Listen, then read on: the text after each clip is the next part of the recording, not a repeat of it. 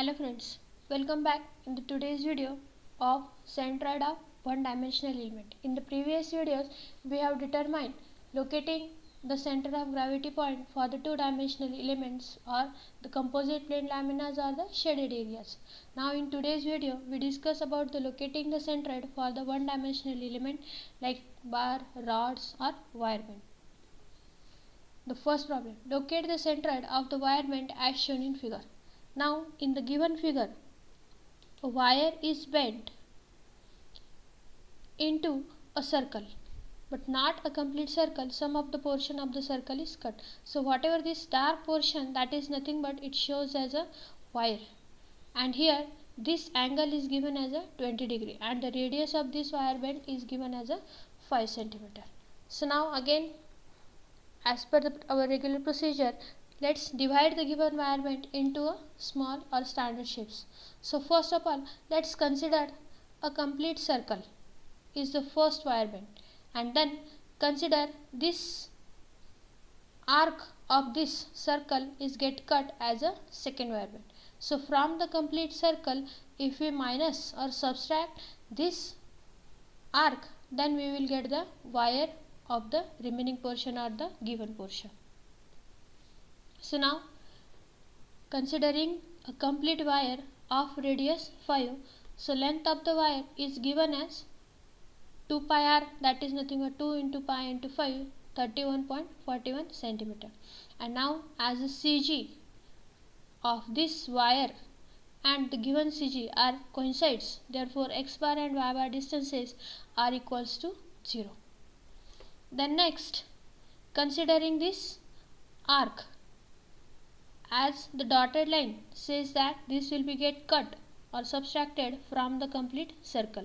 So length of this cut portion is equals to or determined as 2 into alpha into r.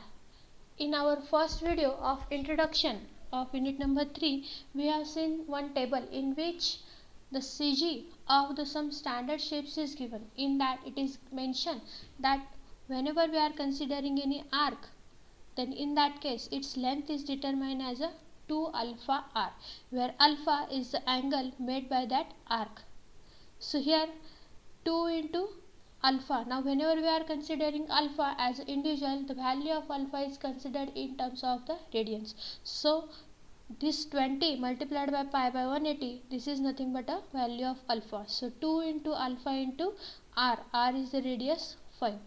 And now as this arc is subtracted or cut from the complete circle, therefore this length is considered as a negative. So we solve this, we get minus 3.49.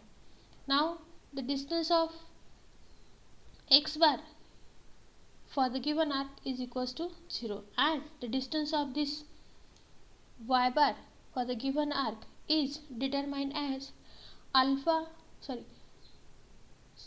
sin alpha r into sin alpha divided by the alpha, where r is the radius 5, sin into alpha 20 degree divided by again alpha. So as alpha is individual, again we are considering the value of alpha in terms of radians, which is equals to 4.9. This formula is r sin alpha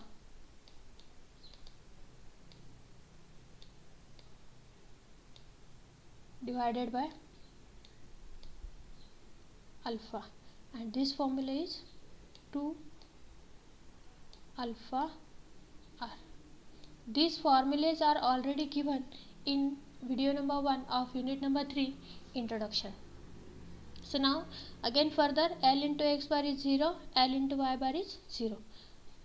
Taking the summation of length, then taking the summation of L into x bar and summation of L into y bar.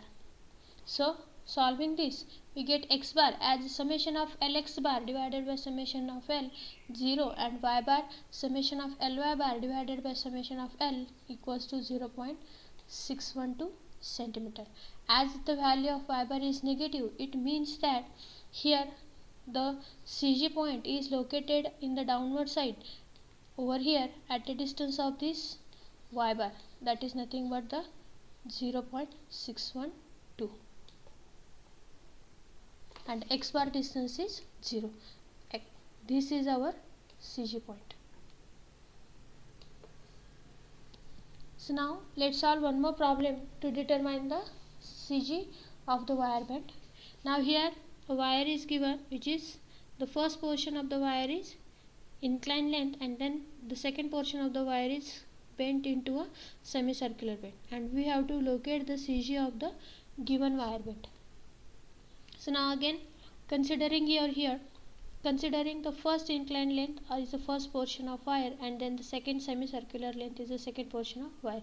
So CG1 of first portion is x1 y1, and then CG of the second portion over here x2 y2. This angle theta, angle of inclination, is determined as tan inverse of this radius is 20, so total height is 40, so tan inverse of 40 by 50, it is nothing but the 38.65 degree.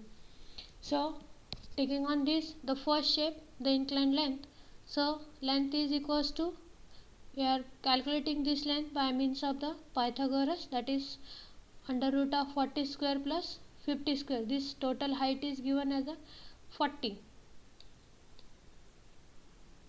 So 40 square plus this 50 square, taking the square root of that, we will get the inclined length of wire 64.03.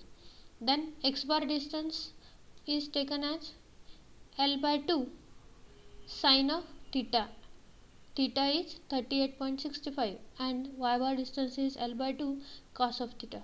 Then from that we can find out the L into x bar and L into y bar. Next shape is the semicircular bend. Now in case of semicircular bend, the length is determined as a pi r. The total circumference of the circle is 2 pi r. So half semicircular is 2 pi r by 2, that is pi into r, that is nothing but 62.83. Then x bar distance, as it is shown in the figure, so x bar is equals to this horizontal distance plus this 4r by 3 pi, and the horizontal distance is equals to this 32.0 sine of 38.65 and plus this 4r by 3 pi. So the total x distance is equals to 28.49. Then here y bar distance, as it is seen, it is given as the origin O is at the level of 20. So y bar distance is equals to 20. Then again L into x bar, L into y bar, and therefore taking the summation of length, first length plus second length 126.86, then taking the summation of Lx bar and taking the summation of Ly bar. As over here there is no any subtraction, both the shapes are get added to each other.